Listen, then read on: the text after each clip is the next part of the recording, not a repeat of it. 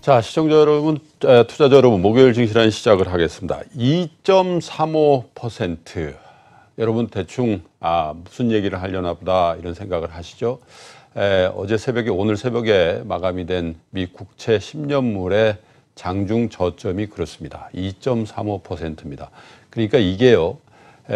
기준금리하고도 상당히 이제 격차가 이제 줄어들었습니다만은 장단기 금리의 역전이라는 게 2년물과 뭐 이 기준금리 이 차원이 아니라 이제 10년짜리까지 지금 표에 나오고 계시는 거예요. 조금 장 후반에 반등을 해서 2.38%입니다만은 이런 현상들이 꼭 미국 국채 시장에서만 벌어지는 건 아니죠. 어제 우리 기준금리와 3년물 국채금리가 또 장중에 역전이 되는 상황도 벌어졌습니다. 전 세계적인 금리의 하락세와 장단기 금리의 역전 현상, 이것이 곧 향후에 불어닥칠 경기 침체에 대한 강한 신호냐에 대한 여부를 놓고 굉장히 큰 논란거리가 되고 있습니다. 미국에서도 그렇고요. 우리 한국의 금융시장, 특별히 채권시장에서도 그런 논란들이 많이 있는 것 같습니다.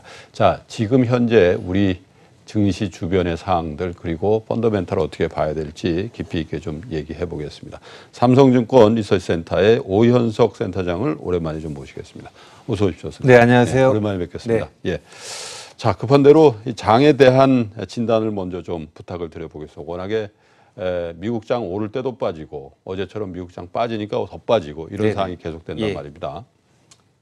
예, 기본적으로는 그 안도랠리 이후에 시장이 다시 박스권 장세에 복귀하는 이러한 과정으로 좀 보고 있습니다.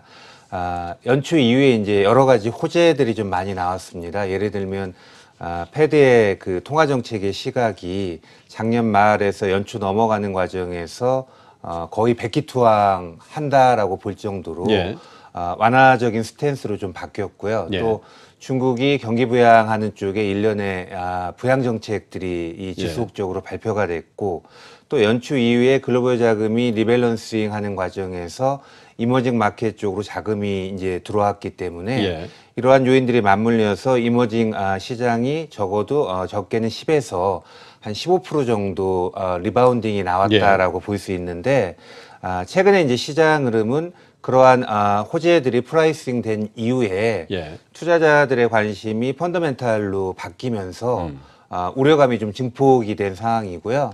이러한 과정에서 최근에 다시 한번 박스권 장세로 복귀하는 그 과정으로 좀 판단을 하고 있습니다. 경기야 뭐 순환한다고 하지만 경기 침체, 리세션이라는 단어를 저희가 들어본 지가 십수년이 지났기 때문에 미국 시장 기준으로 그렇습니다만 어쨌든 굉장히 그 막연한 공포감들이 우리 투자자 여러분들뿐만 아니라 전 세계 투자자들에게 무언가 투자 결정을 하고 행동을 하는데 주저주저하게 하고 있는 국면인 것만은 확실히 맞는 것 같죠.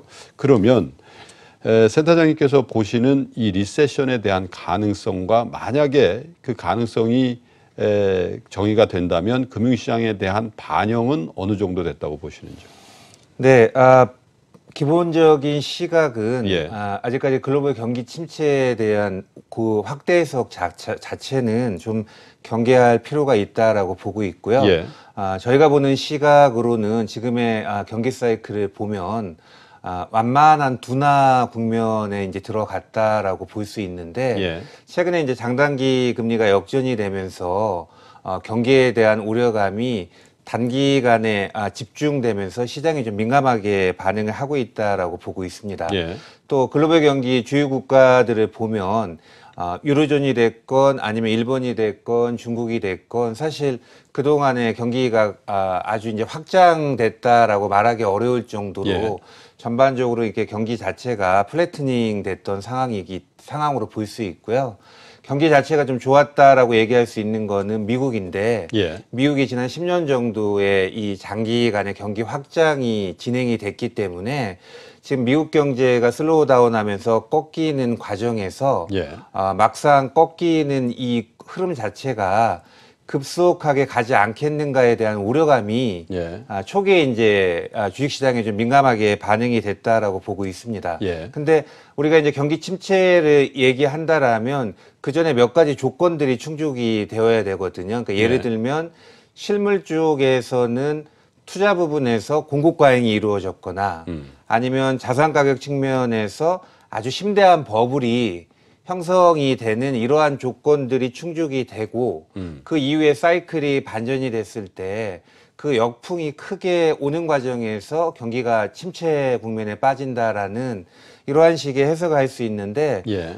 지금은 투자 측면에서의 뭐 심대한 공급 과잉 이슈가 있거나 아니면 자산 가격도 전반적으로 높은 수준이지만은 그러한 거를 전제한다 하더라도 버블로까지 해석할 정도로 아주 시리어스한 상황으로 진행이 되지 않았기 때문에 예. 지금 시점에서 뭐 침체 가능성을 미리 예단하면서 금융시장이 지금과 같은 속도로 일방적으로 반영할 가능성은 많지 않다라고 보고 있습니다. 근데 참 의외의 변수들이 생기는 것 같습니다. 작년 이맘때만 하더라도 사실은 미국의 장기 금리 추세가 상승 반전하는 것 때문에 공포였지 않습니까? 네네. 1월 말 2월 초에 미국 국채 금리가 굉장히 가파르게 올라주면서 한 30년 동안, 물론 장기 차트를 이제 그 중간에 뭐 이 등락이 좀 있었습니다만은 미국 국채 금리가 지속적으로 내려온 게 이제 바닥을 찍고 무언가 바뀌는 거 아니냐, 그 공포감이 정확하게 1년 어간 전에 금융시장을 또 공포로 몰아붙였는데 이제는 또 빠지는 게 이제 공포니까요. 과연 정말로 실물 경제를 금융시장이 그대로 반영하고 있는지에 대해서도 다소간의 의문보가 있습니다만은 워낙에 센터장님께서 말씀하시면 한 10년 정도의 확장세가 이어지다 보니까 이게 만약에 단절이 됐을 경우에 금융시장에는 그냥 경기 하강이 아니라 침체 혹은 그 이면에 위기로까지 가는 거 아니냐라는 네네. 그런 공포감이 있다고 봐야 되지 않겠습니까? 네네. 예. 예. 지금은 장단기 금리가 역전이 되면서 그 리스크가 훨씬 더 많이 예. 시장에 좀 부각이 됐다라고 볼 수 있고요. 그 재미난 부분이 그 연초 이후에 패드의 스탠스를 보면 두 차례 백기투항했다라고 예. 저는 보는 시각입니다. 1월 초에 기자회견 때. 예, 1월 초에 파월 의장이 기자회견하면서 인내심을 갖고 예. 통화 정책을 갖고 가겠다라고 했을 때는 글로벌 금융시장이 환호하면서 예. 안도 랠리가 진행이 됐던 상황이고요. 이번에 FOMC 미팅에서 연준의 시각을 보면 금리는 더 이상 올해 인상하지 않겠다라는 쪽에 얘기를 했고 예. 또 기존에 연준이 가지고 있는 보유자산에 대한 매각도 9월 말 정도에 마무리하겠다라고 했기 때문에 예. 이게 두 가지 다 시장에는 친화적인 이러한 쪽의 의견을 발표했는데 연초에 발표했을 때는 시장이 환호하는 쪽에 액션을 취했고 예. 이번에 발표 이후에는 움츠려드는 쪽으로 반응한다라는 것 자체는 투자자들이 생각하는 초점이 초기에는 그동안의 공격적인 긴축에서 스탠스가 후퇴했다라는 부분에 안도하는 이 측면이 강했는데 요번에 나온 얘기들을 보면서 투자자들이 생각할 때는 우리가 모를 정도의 경기에 대한 자신감이 떨어져서 예. 저렇게 급박하게 꼬랑지 낮추는 거 아닌가에 대한 우려감이 한순간에 이제 증폭이 됐다라고 볼 수는 네. 있는 것 같습니다. 예. 그래서 그러한 부분이 연준의 시각 자체가 친화적인 시각으로 두 차례 발표했음에도 불구하고 시장의 반응이 아주 이제 극단적으로 차이가 났다라고 볼 수 있는데 저희가 보기에는 장단기 금리가 역전이 됐다 하더라도 과거의 통계로 보면 금리 역전 이후에 실물 경기 침체까지 가는 기간이 평균적으로 한 1년 6개월 정도가 소요가 됐기 때문에 예. 지금 시장이 초기에 민감하게 반응하는 패턴을 보이지만 이러한 패턴이 추세적으로 지속이 된다라고 볼 정도는 아니다라고 보는 시각입니다. 사실 뭐 역사가 반복된다고 합니다만 꼭 그러라는 법은 없으나 사실은 그 장단기 금리 역전이나 그 어간에 됐을 때 오히려 자산 가격이 올라버리죠. 네네. 한동안은. 네네. 그러다가 급격한 하락세를 경험하면서 경기를 선반영하고 그 다음에 경기가 꺾이는 그런 네네. 모습들을 보였다. 이것도 사실이긴 한데 자, 그럼 이런 상황에서 금리가 저렇게 많이 빠지니까 생각이 복잡해지는 게요. 금리가 상대적으로 높은 국면에 있으면 그러고 나서 경기가 좀 안 좋아질 것 같으면 주식에서 탈출하셔가지고 주식을 좀 정리하셔가지고 금리 상품으로 좀 옮겨 타 계시죠. 이렇게 얘기할 수도 있을 것 같아요. 네네. 그런데 이렇게 금리가 낮은데 그러면 주식은 이렇게 부진한 상태에서 특별히 우리 한국 시장 같은 경우에 우량주를 팔아서 금리 상품으로 가십시오라는 얘기는 차마 입이 잘 안 떨어지지 않습니까? 그러면 이럴 때는 어떻게 전략을 펼쳐야 됩니까? 기본적으로는 국내 주식시장이 작년에 2,600에서 2,000선까지 예. 떨어지면서 예. 작년 1년간의 추세적인 하락을 경험을 했기 때문에 예. 오히려 금리형 상품보다는 예. 시장 내에서 금리 이 수익률을 초과하는 예. 배당 수익률이 나올 수 있는 예. 이러한 여러 가지 종목 대안들이 사실은 많이 있는 상황입니다. 예. 그래서 오히려 지금의 이 시장에 민감한 등락과 별개로 예. 본인의 투자 목적이 안정적인 캐시플로우를 원하는 측면에서 접근을 한다면은 예. 오히려 주식시장 내에서 배당 투자 유망한 쪽에서 대안을 찾는 것도 하나의 접근 가능한 대안이 된다라고 보고 있습니다. 그러니까 지금 현재는 자산 배분이라는 측면에서 탑다운 방법으로 해가지고 뭐 매크로를 보고 뭐 이 비중 조절을 한다든지 이렇게 하면 안 되겠군요. 그 밑에서 네네. 바텀업식으로 예. 치고 올라가서 정말 좋은 기업, 좋은 산업, 좋은 테마 이런 쪽에 빨리빨리 순환하면서 집중하는 네. 그런 형태로 투자해야 된다는 말씀이시네요. 예, 지금은 일단 탑다운 측면에서는 여러 가지 시장을 교란할 만한 요인들이 좀 있기 때문에 대형주보다는 예를 들면 중소형주, 예. 또 베타를 찾는 플레이보다는 알파를 좀 추구하는 예. 쪽, 또 고밸류보다는 저밸류에 해당하는 예. 이러한 이렇게 스타일별의 차이점을 가지고 예. 내가 접근할 만한 종목 대안을 찾는 이러한 쪽의 이 플레이가 바람직하다라고 보는 시각이고요. 예. 예를 들어서 뭐 지금 시장 내에서도 몇 가지 유망한 테마들이 있는데 예를 들면요. 예. 예를 들면 이제 모빌리티 쪽의 예. 이 시대가 우리가 예. 생각하는 것보다 훨씬 더 빨리 올 가능성도 있고 예. 요번에 미국의 시장에서 리프트가 올라올 거고요. 상장이 되고 네. 또 2분기 후반이나 3분기 초반 정도 되면 또 우버가 올라오면서 이러한 쪽의 공유 플랫폼 쪽의 이 기업 가치에 대한 네. 시장의 관심이 많이 올라올 수 있다라고 네. 보고 있습니다. 또 같은 맥락 하에서 뭐 2차 전지 밸류체인 예. 또 볼 수도 있고요. 또 최근에 장기간 시장에서 소외됐던 차이나 플레이 쪽에 또 예. 지금의 가격에서는 충분히 접근 가능하다라는 쪽으로 예. 투자자들의 시각이 좀 많이 바뀌고 예. 있다라고 좀 보시면 될 것 같습니다. 그래서 몇 가지 스타일로 구분하거나 아니면 섹터보다는 테마 중심의 네. 이러한 바텀업 베이스에서 여러 가지 대안들을 가지고 예. 분산 투자하는 쪽으로 접근하는 게 지금의 이 탑다운 접근보다는 투자 성과 측면에서 훨씬 유리한 선택으로 좀 보셔야 될 것 같습니다. 자, 근데 대체로 이제 센터장님의 어떤 투자 전략에 대해서는 굉장히 공감이 가는데 말씀 중에 리프트 상장과 우버의 상장 예정 말씀하셨잖아요. 네네. 그래서 우리 업체 중에 이런 쪽에 공유 경제라는 테마에 포함될 만한 업체들은 상대적으로 부각을 받을 가능성은 있는데 조금 우려스러운 게 우버만 하더라도 물론 상장해봐야 되겠습니다만 굉장히 큰 네네. IPO 프라이싱이 나오고 있고 리프트도 뭐 우버만큼은 안 되지만 굉장히 네. 큰 그러니까 작년에는 없었던 대어들이 이제 상장을 하게 되면 사실 이쪽에 자금이 들어가면 신규로 뉴욕 시장 주시장 밖에서 들어온다기보단 그 안에서 리밸런싱 할 가능성이 네. 많지 않겠습니까? 예. 그러면 지금까지 장을 선도했던 기술 기업들이라든지 이런 쪽에서 돈을 빼서 이쪽으로 중후장대 산업을 팔아서 이쪽에 들어갈 가능성은 별로 없다고 볼 때 그러면 장의 선도력이 이른바 빵 기업들도 조금 느슨해지면서 나스닥이 좀 힘을 잃어버릴 수도 있지 않겠냐. 그러면 그것이 한국 시장에 또 역작용으로 작용해서 전체적인 장 분위기를 더 어렵게 만들 수도 있지 않겠냐라는 그런 수급 측면에서의 고려도 좀 필요할 것 같은데 어떻게 네네. 보시는지요?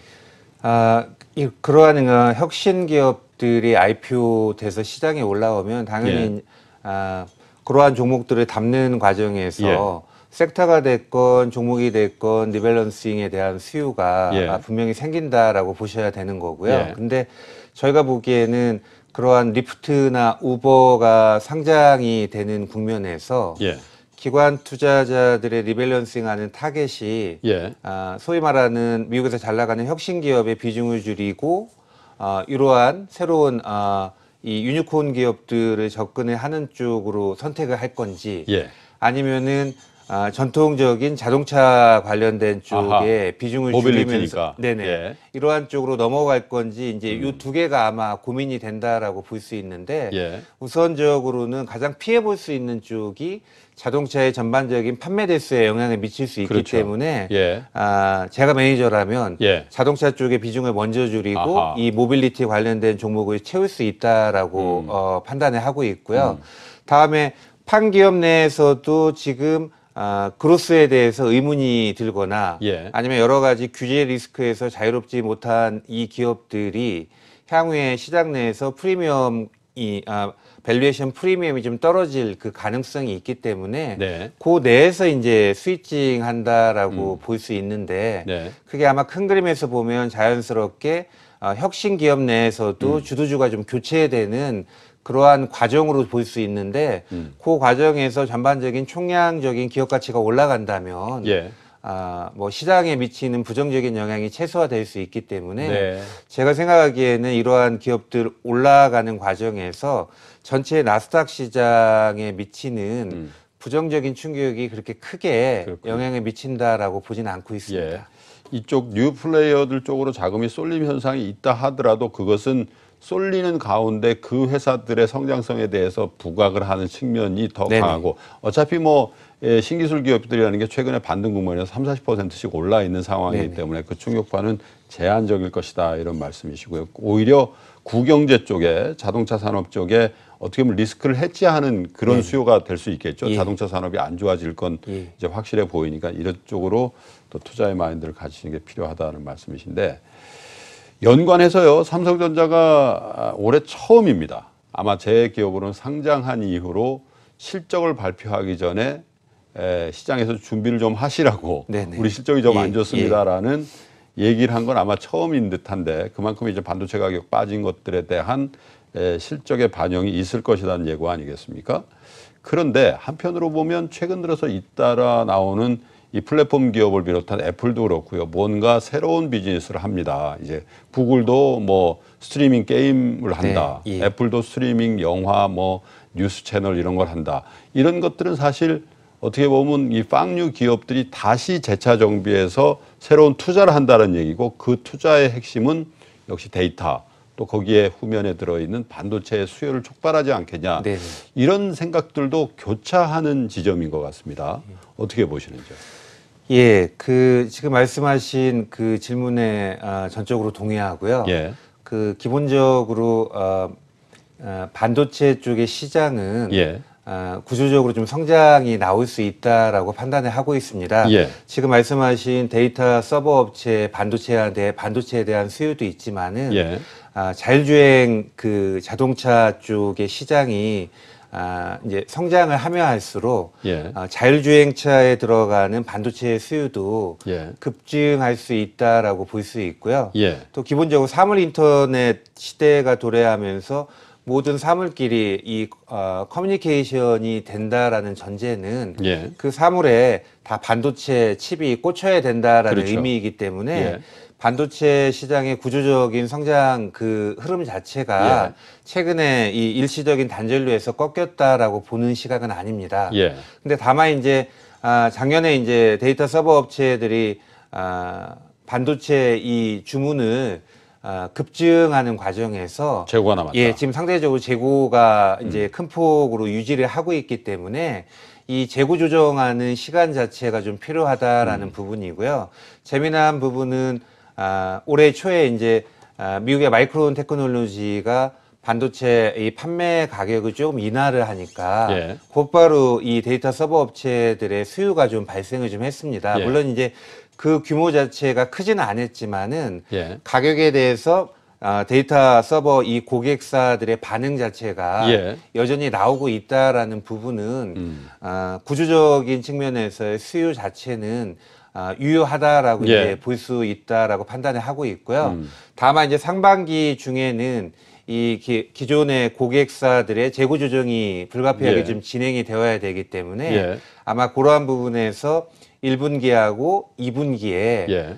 삼성전자, SK 하이닉스의 반도체 관련된 실적 자체는 시장에서 좀 실망스러운 이러한 부분이 2분기까지 연장이 될 여지가 높다라고 보는 시각입니다. 그러나 주가에는 상당 부분 반영돼 있다. 네, 프라이싱이 많이 됐다. SK 하이닉스와 삼성전자 3개월 차트를 여러분 보시고 계십니다만 삼성전자 기준은 거의 한 30% 정도의 상승세, 그리고 SK 하이닉스가 거의 20% 가까운 상승세를 유지하고 있다. 전체 장이 물론 12월 말 1월 초에 비해서 올라 있는 상황인 걸 감안하더라도 반도체 두 종목, 우리나라 시가총액 1, 2 업체들의 주가는 시장을 훨씬 더 아웃퍼폼하고 있는 상황이죠. 네네. 그러니까 사실 상대적으로 다른 종목군들의 박탈감이라는 게 훨씬 더 심해져 있는 상황인 것도 네. 사실인 것 같습니다.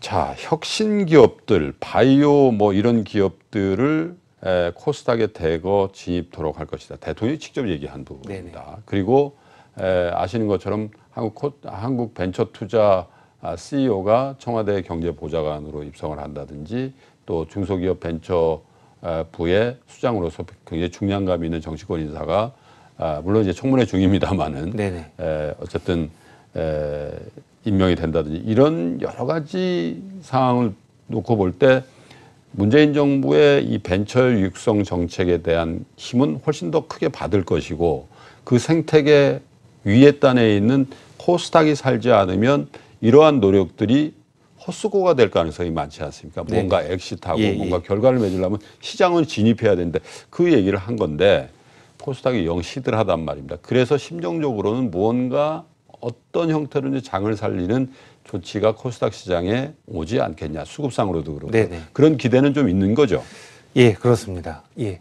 기본적으로 그 비상장 그 혁신 기업이 IPO 돼서 시장에 이제 들어오면 투자자들 입장에서는 선택의 폭이 훨씬 다양해질 수 있고 또 그동안 오히려 최근에 이 모멘텀이 좀 가라앉았던 코스닥 시장 내에서도 새로운 대어들이 올라옴으로 인해 좀 더 역동성이 좀 부각이 될 수 있다라고 좀 보셔야 될 것 같습니다. 그래서 그러한 측면 하에서는 지금의 정부에서 벤처기업 육성하면서 모험자본 투자도 하고 또 이러한 과정에서 IPO가 이렇게 올라오면서 선순환되는 이러한 부분에 대해서 시장의 기대치가 분명히 있다라고 판단을 하고 있고요.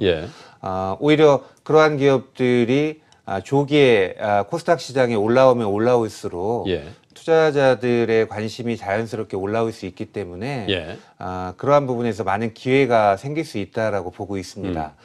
다만 이제 지금 이제 코스닥 시장 내에서 시총의 상위를 점유하고 있는 부분이 대부분 바이오 관련된 기업들인데 최근에 이제 바이오 관련된 기업들의 이 글로벌 주가도 상대적으로 좀 부진한 흐름이고 또 신약개발 관련돼서 최근에 들려오는 얘기는 굿뉴스보다는 좀 배드뉴스가 좀 더 많이 올라오다 보니까 또 실적에 대한 눈높이가 떨어지는 과정에서 이러한 게 같이 맞물리면서 코스닥의 메인 업종인 바이오 쪽의 주가가 상대적으로 부진한 흐름이 지금 코스닥 시장 전체에도 좀 부정적인 영향 많이 미치고 있는 상황으로 전개가 되고 있기 때문에 제 생각에 오히려 비상장의 좋은 기업들이 빨리 올라오면서 코스닥 시장 내에서 섹터나 아니면은 기업 간에 좀 이렇게 분산되는 부분도 반드시 필요한 과제로 판단을 좀 하고 있습니다. 하긴 코스닥 시장의 시가총액 상위 종목이 대부분 바이오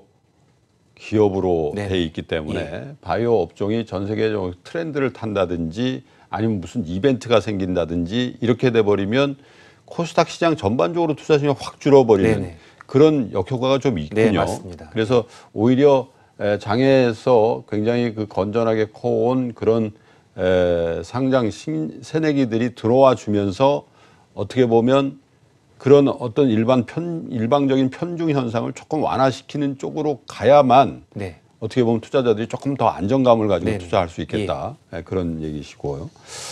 자, 그러면 우리 투자자 여러분들께서 아까 베타 얘기도 하고 알파 얘기도 하셨습니다. 알파는 시장 초과 수익률을 노리는 개별 어떤 퍼포먼스를 더 추구하는 게 알파고 베타는 이제 시장을 추종하는 건데 기관 투자자들 많이 만나시지 않습니까? 국민연금을 비롯해서 뭐 큰 기관 투자가들 많이 만나시니까 기관이 그렇게 방향성을 잡아주지 않으면 우리 개인 투자자 여러분들이 아무리 알파 전략을 해도 기관한테 맞아버려요. 네네. 예. 예. 그래서 보폭을 좀 맞추고 방향성을 맞춰야지만 승률이 좀 있다고 볼 때 기관들의 어떤 입장의 변화가 좀 느껴지십니까? 어떻습니까? 작년하고 좀 다른.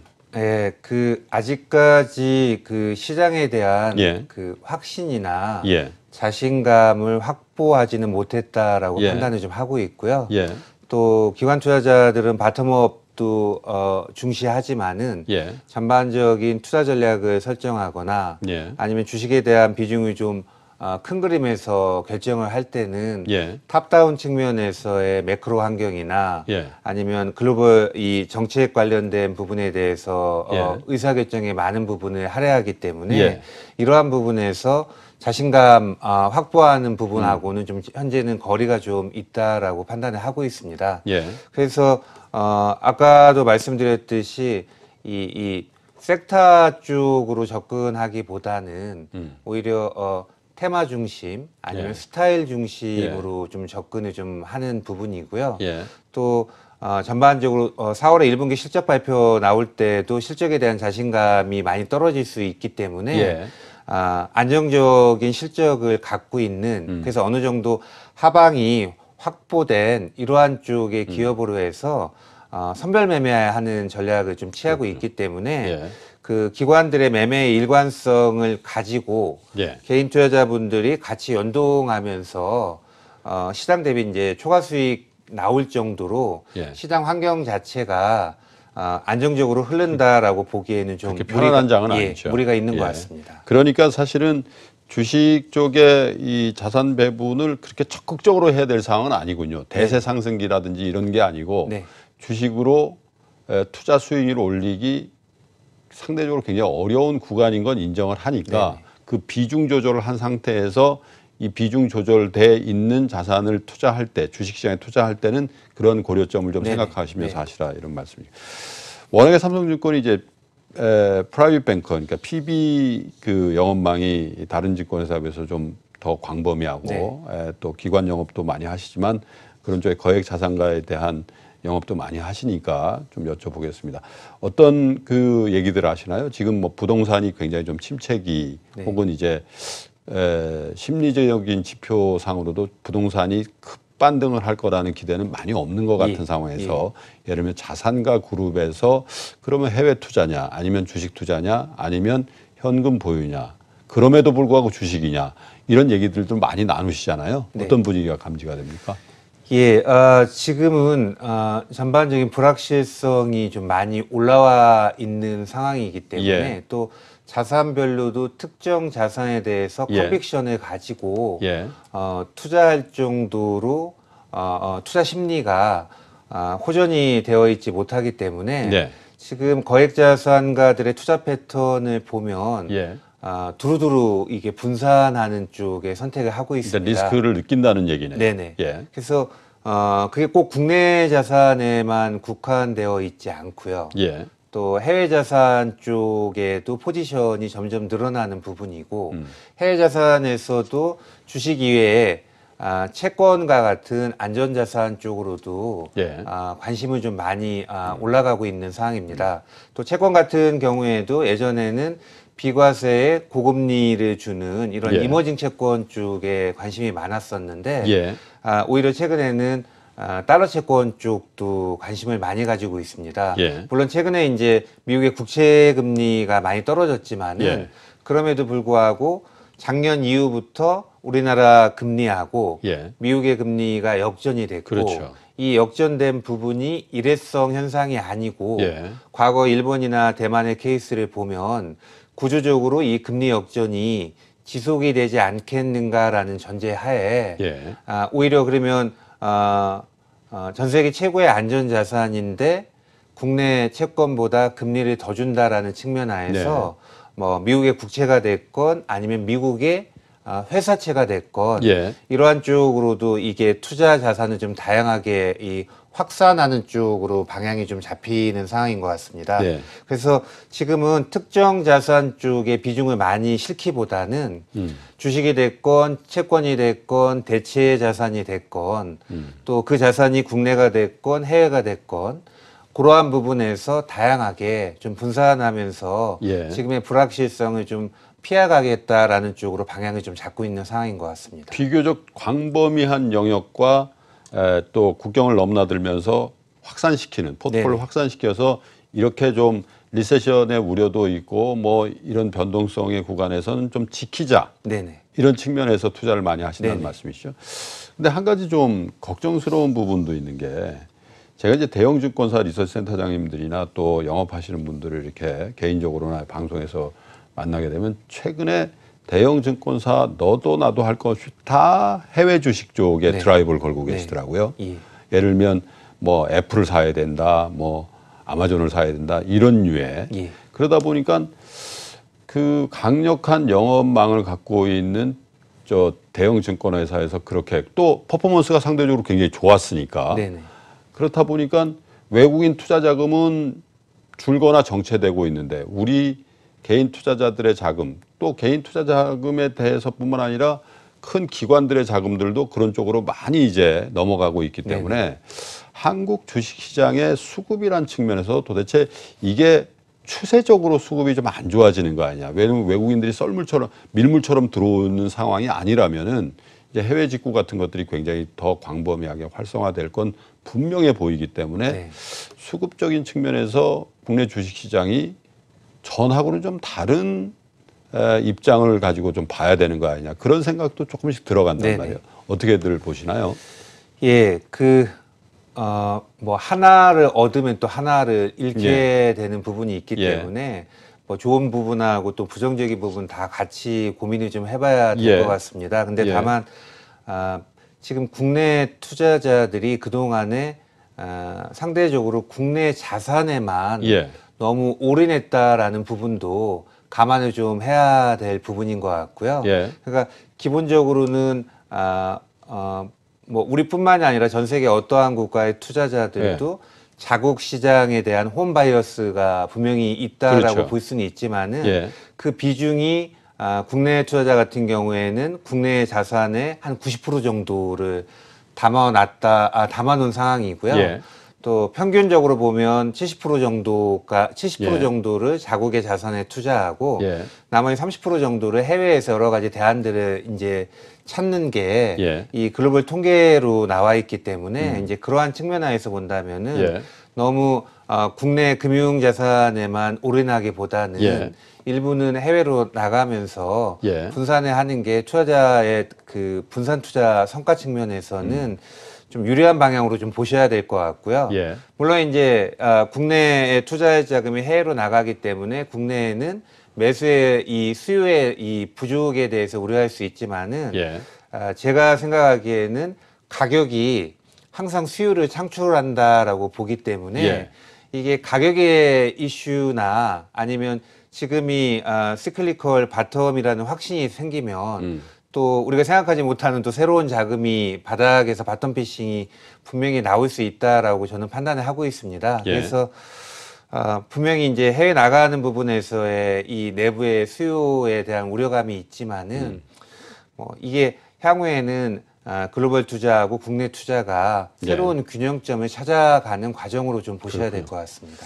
당연히 그런 밸런스를 좀 잘 맞추시고 그리고 자산의 어떤 그 해외 자산으로의 어떤 이 변경, 이 시프트를 원활하게 하시는 투자자 여러분들께서는 그나마 괜찮네 이렇게 생각하셨을 거고 앞으로도 그런 추세가 이어질 거라는 기대를 갖고 계실 수 있는데 우리 많은 개인 투자자 여러분들께서는 아직도 한국 주식시장 또 한국 주식시장 쪽에서도 몇몇 종목에 거의 일방적인 몰빵 투자가 진행되고 있기 때문에 그렇지 않은 분들은 어떻게 해야 되나 그런 걱정과 우려가 좀 이제 네네. 생기는 국면이라서 그런 이제 이 시간이 되는 대로 이 해외 자산에 대한 소개 같은 것들도 저희 시간에 좀 해드리고 있습니다만 아직까지도 많이 부족한 것 같아요. 증권회사도 일선 영업점에서는 사실은 국내 주식 일변도에 그런 네네. 영업도 하고 있기 때문에 자, 조금 가벼운 얘기를 좀 해볼까요? 주제가 가벼운 건 아닙니다만 이제 테마성으로 보면 조금 가벼운 얘기일 수도 있는데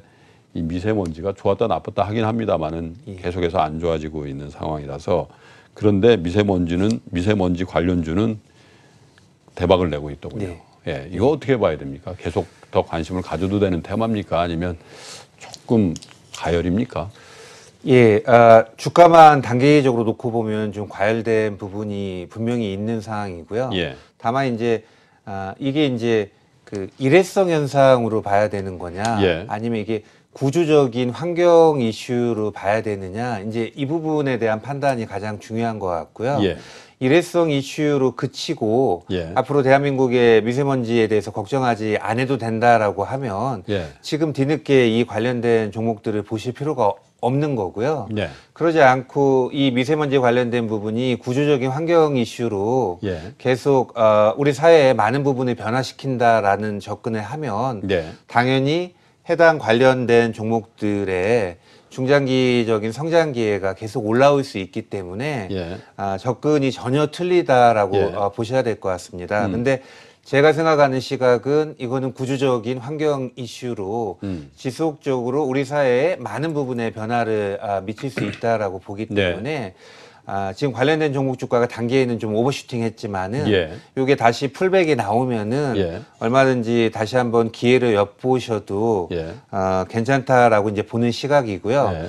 또 정부의 시각도 아주 심각한 문제로 인식하면서 대규모 예산을 편성해서 다양한 대책들을 현재 마련 중에 있기 때문에 이러한 과정에서 우리가 생각하지 못한 부분에서도 좋은 투자 기회가 올라올 수 있다라고 보고 있습니다. 네. 지금은 웬만하면 가전 쪽에만 많이 관심이 모아지고 있는데 예를 들면 헬스케어나 아니면은 온라인 쪽의 유통 이러한 부분에 이 수요가 예. 구조적으로 좀 올라올 개연성이 있기 때문에 관련된 종목에 대해서는 지속적으로 좀 관심을 갖고 체크를 좀 해봐야 될 부분인 것 같습니다.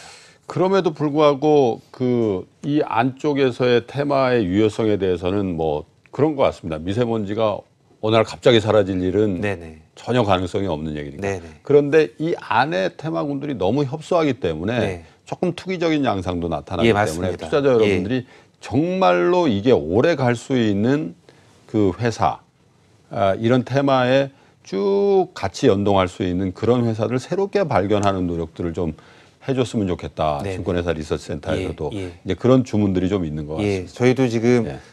이래저래 많은 고민하고 있고 또 정부의 그 정책이 나오면 예. 조금 더 굵직굵직한 네. 비즈니스에서 기회가 좀 나올 수 있기 때문에 예. 너무 이제 스몰캡 쪽으로 투자자분들이 들어오실 필요는 없다라고 보는 시각입니다. 그렇군요. 예. 자, 오랜만에 모셨으니까 그 정부 정책 중에 거래세 인하 얘기가 나왔지 않습니까? 네네. 이것도 우리 개인 투자자 여러분들한테 굉장히 중요한 이슈고 또 이면에 뭐 양도세 정해진 건 없습니다만 네네. 양도세 강화라든지 이런 이슈하고 다 연관이 있는데 이 거래세 인하는 어쨌든 그 폭에 관련해서 뭐 야, 저거밖에 안 하냐 뭐 이런 입장들도 있고 그 왜 하냐 이런 입장들도 여러 가지가 섞여 있는 것 같습니다만은 그 시행이 되면 주식시장에는 어떤 영향을 미칠까요? 예, 저는 단기적으로는 예. 어느 정도 이제 거래에 예. 거래량이 좀 올라가는 부분에 좀 기여를 할 수 있다라고 보지만은 근본적인 측면 하에서는 큰 영향은 없다라고 이제 보는 시각입니다. 예. 왜냐하면 결과적으로 우리가 강세장에서 좀 거래가 좀 많이 올라가고 약세장에서는 상대적으로 거래가 좀 부족한, 그러니까 좀 부진한 모습 보이는 패턴을 가지고 있는데 예. 이게 뭐 정부에서 거래세 일부 인하했다라고 해서 시장의 추세에 영향을 미칠 만한 변수가 아니다라고 볼 수 있고요. 예. 또 말씀하신 것처럼 거래세를 인하하면 이게 시기의 문제이지 양도 차익에 대해서 또 과세에 대한 이슈가 같이 맞물리기 때문에 예. 이게 뭐 서로 상쇄되는 부분이 분명히 같이 맞물린다라고 좀 보셔야 될 것 같거든요. 네. 그래서 제가 생각하기에는 거래세 인하 정책이 현실화됐을 때 예. 시장에 미치는 임팩트 자체는 예. 그렇게 크게 나오지 않는다라고 보는 시각입니다. 개인 투자자들은 그래도 조금 더 조심해야 되겠군요. 거래가 는다라는 거는 좋은 측면도 있으나 어떻게 보면 정보력이라든지 그 분석 능력이 상대적으로 조금 떨어질 수도 있는 투자자들은 비교적 거기에 휩쓸릴 가능성도 있지 네네, 않겠습니까? 네네, 예. 거래세가 완전히 없어진다는 그런 국면이 되면 개인 투자자들이 어떻게 보면 상대적으로 조금 불리한 입장에 갈 수도 있겠다는 네네. 그런 예. 우려도 뭐 마찬가지로 좀 있는 것 같습니다. 자, 여러 가지 얘기들을 삼성증권의 오연석 리서치센터장과 말씀을 나눴습니다만은 가장 중요한 얘기 이제 몇 가지 질문 좀 해보겠습니다.